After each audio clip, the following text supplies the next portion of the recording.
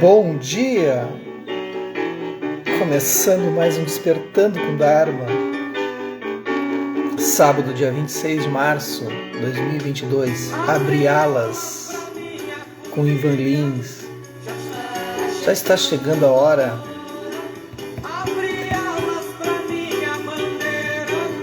Despertando também no sábado.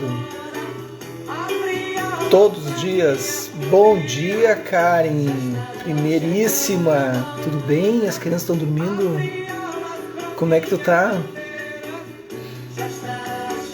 Abre alas. Bom dia, Maria. Tudo bem? Sabadinho. Começando com o Dharma, começando com uma música boa do Ivan Lins.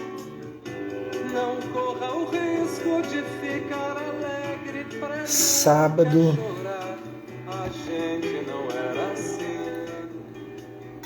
Coisa boa, né? E o dia vai ser bonito hoje, mas tá friozinho. Friozinho. Vai ser um dia bem de outono.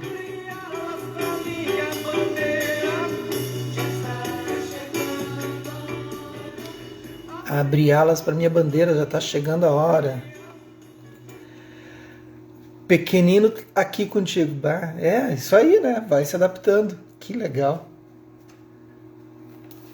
O negócio é trabalhar com o que surge. Bom dia, Rossana. Tudo bem? Então vamos começar. Hoje o pessoal está aproveitando para dormir um pouco mais. Então a gente está lendo no Despertando, Apaixonado pelo Mundo com Mandio Rinpoche, editora Lúcida Letra. Bom dia, Lucilena, tudo bem? Estamos na página 215, então a gente está indo para o final, né? Para o final deste livro. Então vamos lá.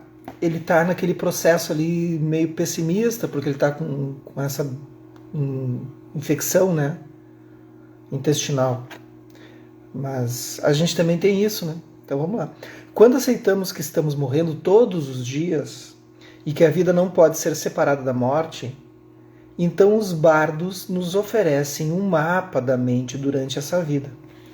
A cada estágio oferece uma orientação valiosa de como viver todos os dias. Nada nos textos do bardo se refere exclusivamente à morte física. Então aquilo que a gente já falou, né, de a gente achar que a gente só vamos preocupar quando eu for morrer, né? Mas a gente tem que imaginar que a gente está morrendo um pouco a cada dia, né? E não pensar que isso é uma coisa ruim, né? Pensar que é uma coisa boa e aí fazer o melhor possível de si, né? O que eu vou fazer hoje que vai ser bacana para minha vida, né? Toda a transformação em cada estágio já aconteceu repetidas vezes nessa vida. Quando aplicamos o ciclo do bardo na nossa vida diária, podemos ver que todos os nossos esforços para despertar estão relacionados à mudança, à impermanência, à morte e ao renascimento. Os marcadores essenciais do mapa do bardo. Quando aprendi meditação como parte do currículo monástico, ela não foi introduzida como um treinamento para o bardo. Nem os exercícios sobre impermanência e morte, nem as meditações sobre bondade amorosa e compaixão. Bom dia, Rosalie. Então, as meditações sobre bondade amorosa e compaixão, que é Metta Bhavana, né? No entanto, quando estudei os textos do bardo, entendi que todo o meu treinamento era uma imersão na sabedoria do bardo. Por exemplo, a instrução básica para o bardo desta vida é familiarizarmos com a nossa mente, e a maneira mais eficaz de fazer isso é por meio da meditação.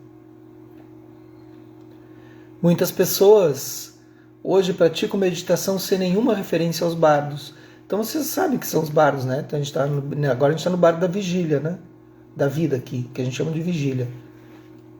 Aí tem o bardo da meditação, tem o bardo da morte, tem o bardo da clara luz, né? Os estágios de consciência da mente e de não consciência. E aí depois recomeça, né? A transformação que ocorre quando deixamos a mente conceitual se dissolver e a consciência plena ser reconhecida requer a morte da mente que se apega.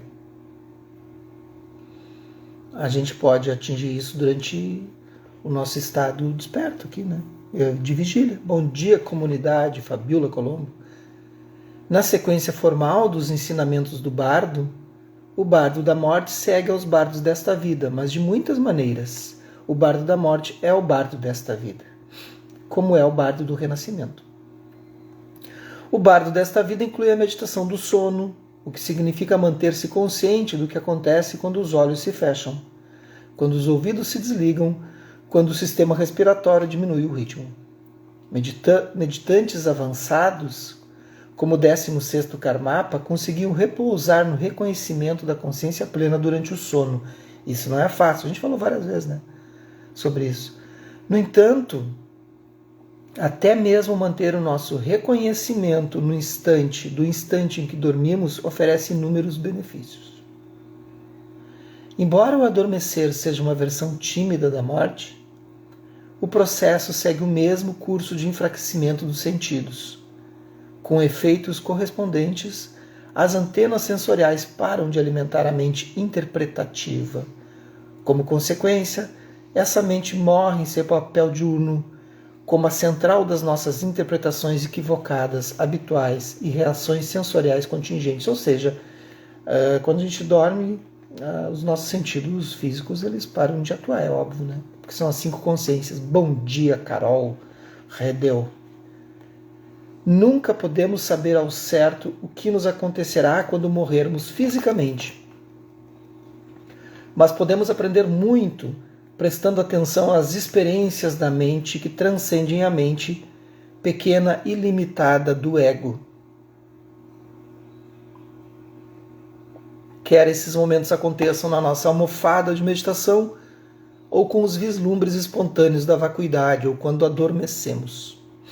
Na mini-morte, do sono noturno, o eu não pode manter a ficção da qual sobrevive durante o dia, e entramos no cenário imprevisível dos sonhos. O sono é a mais óbvia das muitas mortes diárias. No entanto, cada microversão da morte pode funcionar como um portal por meio do qual entramos no reino da morte. Cada experiência nos permite aprender sobre aquilo que mais tememos e diminuir os nossos medos ao fazermos amizade com ele. Então ele estava num processo bem pessimista aqui, né? Estava com dor de barriga, daí está achando que vai morrer. Não morre, né? Ele não morreu. E agora ele volta aqui a descrever onde ele está. Quando o céu escureceu, e com uma mistura de otimismo e negação sobre a gravidade das minhas condições físicas, reuni minhas energias para a meditação do sono. Comecei com meus olhos abertos. Dirigi a minha mente para a sensação dos olhos abertos. Quando os olhos começaram a se fechar, mantive a consciência da sonolência. É bem legal essa prática. Ou o entorpecimento, o cansaço e a mudança dessas sensações. Não tentei controlar os olhos nem controlar nada. Não tentei ficar acordado. Apenas tentei ficar com a plena consciência do que ocorria. Quando eu estava quase adormecendo, não me preocupei nem em tentar controlar a postura do corpo. Comecei a sentir o meu corpo afundando, caindo pesado, caindo no sono. Minhas pálpebras se fecharam, eu estava consciente da sensação. Durante toda a noite, acordei repetidas vezes com cólicas dolorosas. Bom dia, Rosa. Bom dia, Grácia. Cada vez que me esforçava para ir à moita, me perguntava se o bardo da morte estava realmente se aproximando. Não conseguia mais manter o pensamento à distância. Eu estava em apuros. Não consegui manter a consciência enquanto adormecia em nenhum dos momentos seguintes em que cochilei. Tentei fazer sentado a meditação do sono, como a faríamos durante o dia, colocando meu chale sobre minha cabeça e deitando de novo a seguir. Tá ruinzaço, né? Imagens oníricas surgiam, mas eu não conseguia me lembrar delas. Não conseguia reconhecer nenhuma das lacunas, nem o espaço entre o momento da consciência e inconsciência ao adormecer. ou entre as respirações, ou entre os pensamentos. Minha mente estava à deriva. Eu bebia água, mas queria comida. Bom, todo mundo já passou por isso, sabe como é que funciona. Capítulo 25, Doando Tudo. Tudo bem até aí, gente? Sei que esse capítulo fala sobre a morte, todo mundo, o pessoal meio que vaza, diminuiu o público, hoje é sábado, mas diminui porque eu sei que o pessoal, não quero falar sobre a morte. Mas são os aspectos, é um dos aspectos da vida, né? Eu acho que a gente tem que encarar. A todo momento ela está por perto. Mas a gente encara pensando que a gente tem que então melhorar e valorizar mais a nossa vida. Estar mais com as pessoas de quem a gente gosta, fazer melhores as coisas que nós já estamos fazendo. E é isso, né? Valorizar todo esse contexto da vida em vigília. Doando tudo. Algumas pessoas vivem com tanto medo de morrer. Precisa aprender, Carol, a lidar com a morte. Mas a gente tem que aprender mesmo. Eu acho que não é nem um pouco fácil. É que não é a morte que assusta, o que assusta é a saudade, né?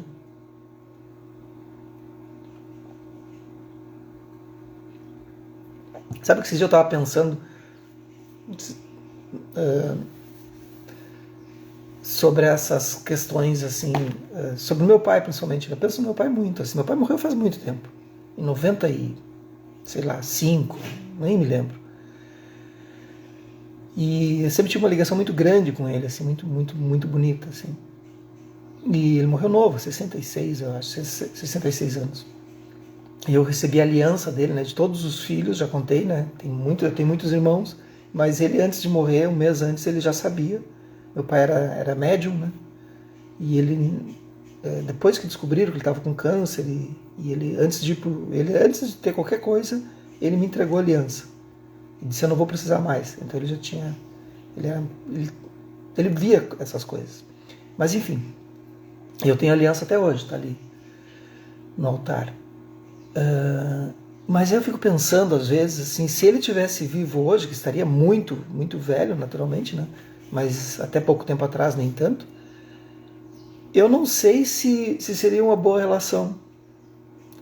Então, quando a gente pensa na morte, a gente fica lembrando das pessoas que já foram, né? Que a gente já teve essa perda, enfim, né? Mas eu tenho uma excelente lembrança dele, de momentos lindos, assim, que foram alguns, né? Meu pai era muito quieto. Mas eu não sei se hoje ele seria uma pessoa nesse contexto que está hoje, porque eu lembro de algumas falas que ele dizia, às vezes eu acho que ele seria um pouco preconceituoso com algumas coisas, talvez ele pudesse mudar ao longo do caminho, mas eu acho que não. Já estava com 60 e poucos anos, 66 eu acho, ou mais. Aí eu penso assim, acho que foi bem melhor. Porque eu acho que eu ia se desfazer aquela imagem que eu tenho dele, entende? Então eu prefiro isso. Então quando a gente lida com a morte, a gente tem que lidar não com a morte só física, a gente tem que lidar com a morte daquilo que nós temos como imagem dentro. E às vezes é melhor que aconteça determinadas coisas, porque a gente mantenha vivo essa imagem. Fez sentido para vocês isso? Né? E aí eu prefiro. Será que eu queria ele hoje aqui vendo, assim, ele não conhecia meus outros filhos, conheceu só o Renan, não conheceu a Bela, não conheceu o Bruno, né? Mas será que seria bom? Não sei, eu acho que não. Melhor assim. Então algumas pessoas vivem com tanto medo de morrer e até mesmo em negação de que a morte acontecerá, que não conseguem considerar uma atividade comum, como pegar no sono, como um tipo de morte. A gente tem que lidar com a impermanência, gente. A real é essa. Cada dia. Olhar para as coisas e lidar com a impermanência. Falando nisso, hoje à tarde, às 18 horas, farei algo que eu nunca fiz. Uma aluna minha me pediu que eu batizasse a filha dela. E aí, gente, como é que funciona isso? Porque no budismo não tem batismo, não tem sacramentos, né? E aí vai ser uma história interessante. Mês que vem tem outra pessoa, tem outra criança. 2 meninas. Hoje é a Érica, o mês que vem será a Ana. Que interessante, né? Eu já fiz casamento. Então, eu não tenho autoridade, óbvio, não é oficial, e eu também não tenho autoridade nenhuma, elas sabem disso, tá claro isso, fui insistindo, faz 1 ano que elas duas estão me convidando, estou dizendo, gente, eu não tenho autoridade para isso. Mesmo que fosse os monges, sim, né? Eles, mesmo que não exista batismo no budismo, os monges possuem autoridade. Quero deixar isso muito claro e gravado, né? Para depois dizer, vão ver fotos, eles vão dizer, como é que ele está fazendo isso? Não. Não criem essas ideias. Mas olha aqui que ela me diz. Elas duas disseram isso. Elas não se conhecem. Que de alguma forma a vida delas mudou quando conheceram o budismo através de mim. E elas querem essa palavra através de mim para suas filhas, né? E que de alguma forma fez sentido. E que as vidas delas mudaram. Então é muito importante a minha fala e a minha presença nesse momento. Como a minha presença passando os ensinamentos. Não sou eu, é o budismo. E eu aceitei. Aí aceitei, tô a semana toda com essa tensão e essa responsabilidade, assim. E, enfim. Acho que vai ser bem bonito. Eu não cresci assim. Durante a minha infância, a morte era discutida com frequência e de modo aberto. Imaginar a morte fazia parte da minha prática. Morte e impermanência era o meu mantra do meu treinamento. E ainda assim, durante as minhas projeções e preparações para esse retiro errante, nunca me ocorreu que eu poderia ficar doente ou que poderia morrer. Eu fui num retiro uma vez que durante todo o tempo, né? Sempre quando se retiro, porque foi o retiro mais impactante da minha vida, né? Mas a gente ouvia, a cada instante, a cada segundo, eu ouvia a palavra anicca, anicca, anicca. Anicca se escreve A-N-I-C-C-A, é impermanência. Então tudo que estava acontecendo naquele momento da prática, né? E aí tinha um alto-falante dizendo isso, né? Não era uma lavagem cerebral, mas falavam a cada instante, assim, cada 1 hora, 2 horas, né? Para a gente lembrar, né? Refazer a motivação da prática, né? Lembrem, anicca. E ele falava com sotaque birmanês, que era o mestre Goenka. Aí, por que ele dizia isso? Porque qualquer coisa que eu estivesse sentindo, que nós estivéssemos sentindo naquela hora, era impermanente. Alegria, impermanente. Tristeza, impermanente. Dor, impermanente. Então era muito legal. No começo aquilo ficava suave, meio estranho. Depois eu ficava louco que ele dissesse, por favor, diga que isso vai passar. Aí vinha a voz assim, anicca, anicca, anicca. Ou seja, vai passar. Não te apega. Vai passar. E aí, às vezes dava um barato assim na meditação. Diz, pá, agora tá fluindo. Meu corpo se acostumou. Depois de 10 horas sentado. Pá, acho que agora tá fluindo. Aí, anicca. Estavam curtindo.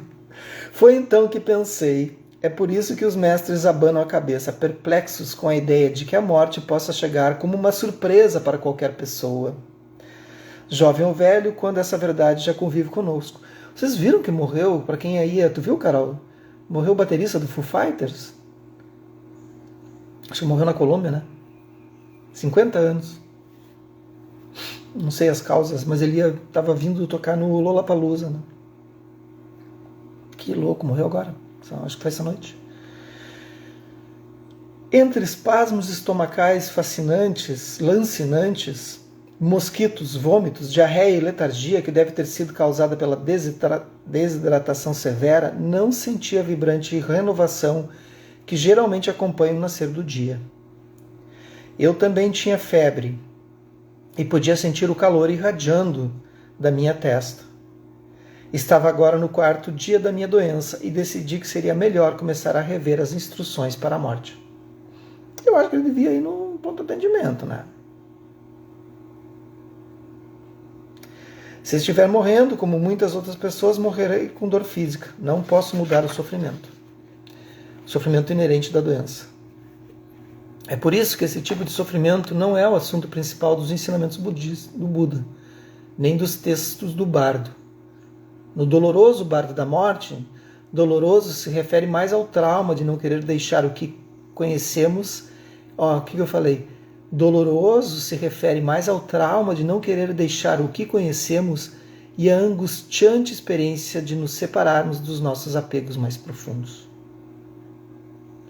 A única coisa que eu penso é a inevitável tristeza quando eu morrer, que deixarei principalmente meus filhos, né? Mas isso é o pai sendo pai até na morte, né? Putz, vou causar tristeza para eles. Pá, mas tinha que dizer, né? Senão, fora isso, tá tudo certo. Desejamos ardentemente permanecer no corpo que nos sustentou e nos serviu, com as pessoas que amamos e que nos amaram, na casa que tem sido nosso refúgio. É intoleravelmente doloroso perder a conexão com uma pessoa ou situação que tanto toca o nosso coração. Podemos não ser capazes de aliviar a dor do nosso corpo, mas com certeza podemos trabalhar com o sofrimento que pode afligir a nossa mente no final. Eu ia até colocar uma música do Foo Fighters ali, em homenagem, mas se eu colocar qualquer música que seja americana, nem roda o Instagram. É impressionante. O direito autoral para os americanos é o primeiro acorde eles cortam. Depois no YouTube, então, nem começa. Porque esse vídeo vai para o YouTube depois, né? Então eu só coloco as populares brasileiras, e mesmo assim corta às vezes. Aí o pessoal pode estar se perguntando por que eu só coloco popular brasileiro. Primeiro que eu amo popular brasileiro, eu passo o dia inteiro ouvindo. Estou trabalhando e estou ouvindo, deixo ali de fundinho assim. Mas aí no YouTube ela passa tranquila. Claro, tem um tempo, né, que tu deixa ali no Instagram, se deixar um pouquinho mais ele já corta também, aí tá certo, né? Mas no YouTube ele vai longe, assim, ele passa, né? Agora tem uma do Harvest Moon que eu amo e que eu já tentei colocar algumas vezes, só um pouquinho, pronto, já vai pro YouTube, ele deixa em silêncio, assim. É muito chato isso. Acho que tá ali, sabe? Já deveria, né? Enfim. Com a transição final, se não quisermos morrer nos sentindo afligidos por coisas que nos prendem, a Karen, que é de Arroio do Meio, quem vou batizar hoje, a minha aluna é aí de Arroio do Meio, assim como tu. Tua conterrânea.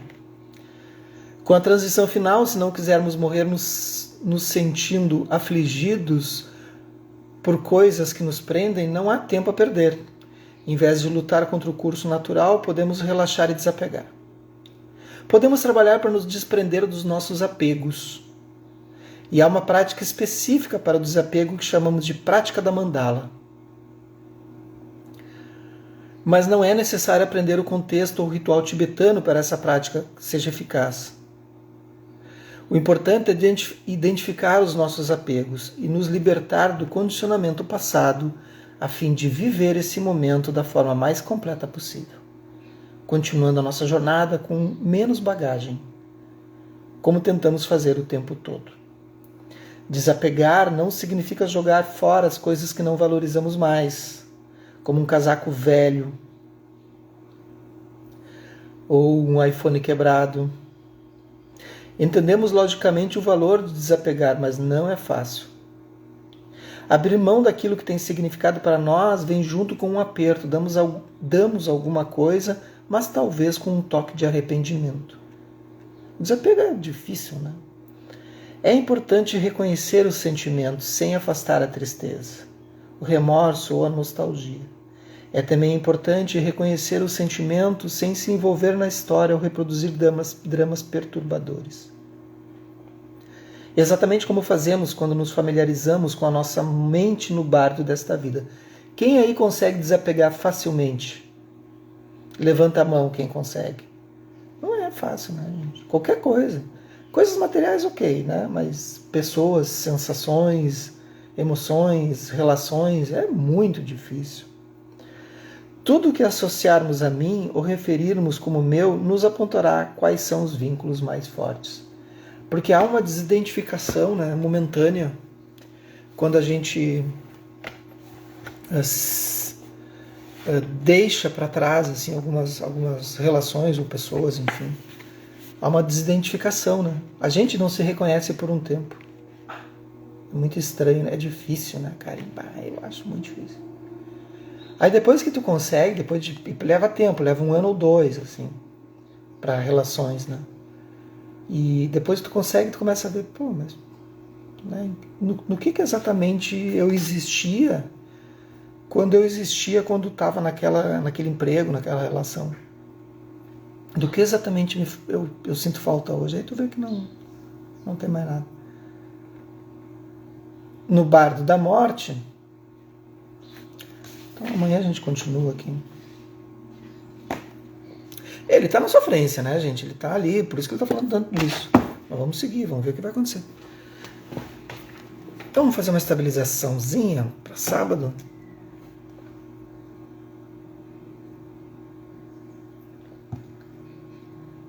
Enquanto isso, Serena está ali deitada, de cabeça para cima, assim, barriga, assim, sabe? Que elas deitam assim, desse jeito. Good vibe. Não tá nem aí pra vida. Faça uma inspiração profunda.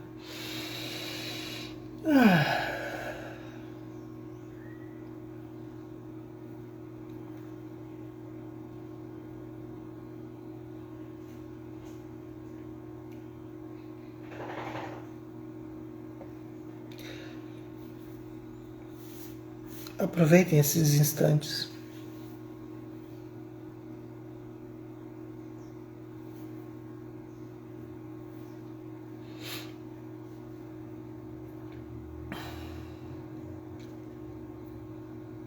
Aproveitem esse momento para entrar em contato consigo mesmo.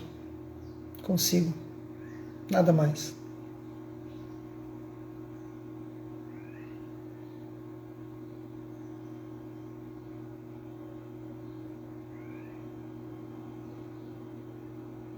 Deixem que os ombros relaxem, o pescoço relaxe, a lombar relaxe e principalmente o abdômen.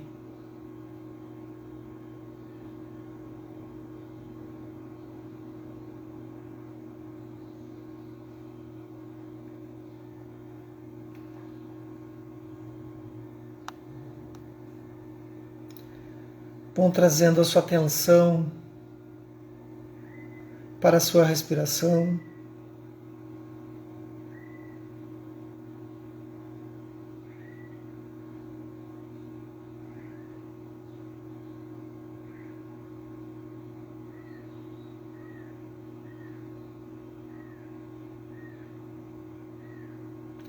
Imagine que a sua respiração é como uma mãe zelosa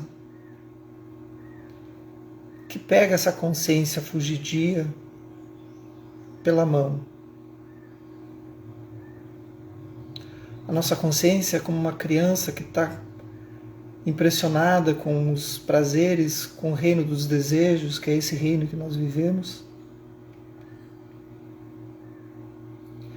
Está olhando tudo à volta, correndo riscos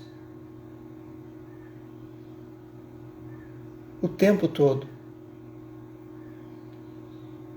E a respiração que a mãe pega pela mão essa criança, essa consciência desvairada, deslocada. Imagine dessa forma.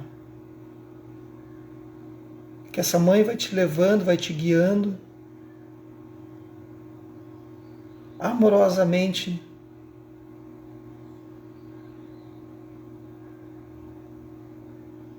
cada vez que surge um pensamento, ela faz com que você continue no caminho. Você olha para o pensamento, mas mantém a mão nessa respiração, nessa mãe. Continua caminhando no passo dessa respiração.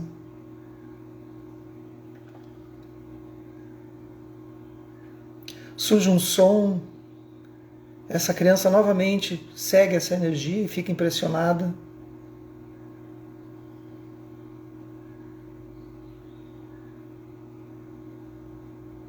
Mas você está colado nessa respiração, você volta a observar o ar entrando e saindo.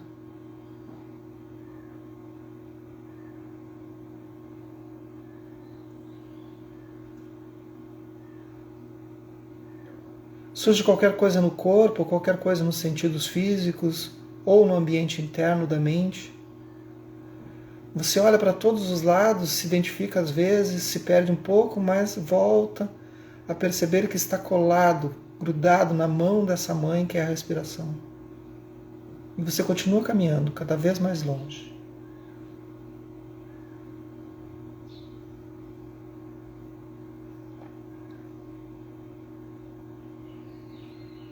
Cada vez menos você se distrai.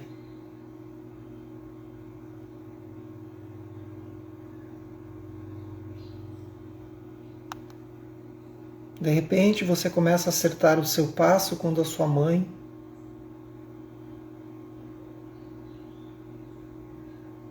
um passo, um passo, um passo.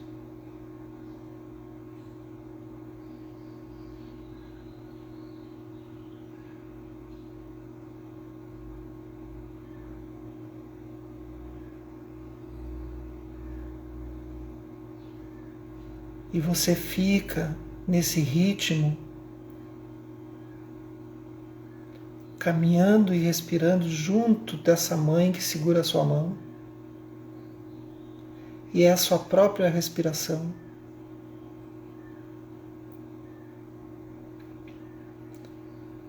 Você sente o seu batimento cardíaco junto da sua mãe.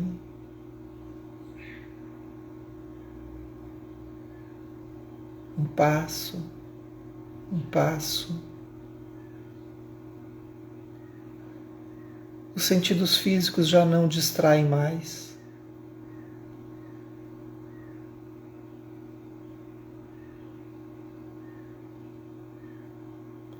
Seu corpo já não lhe distrai.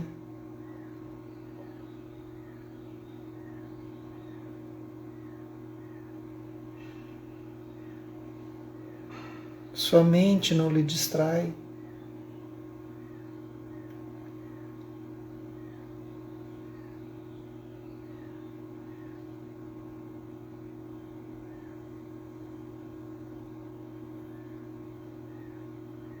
E você é a sua própria respiração.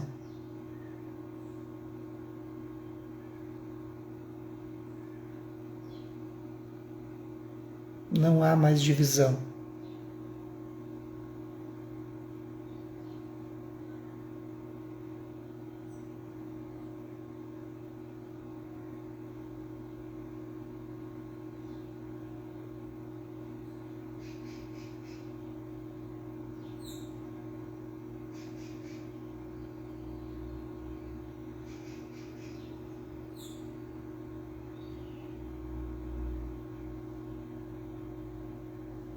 E você permanece nesse estado de completude.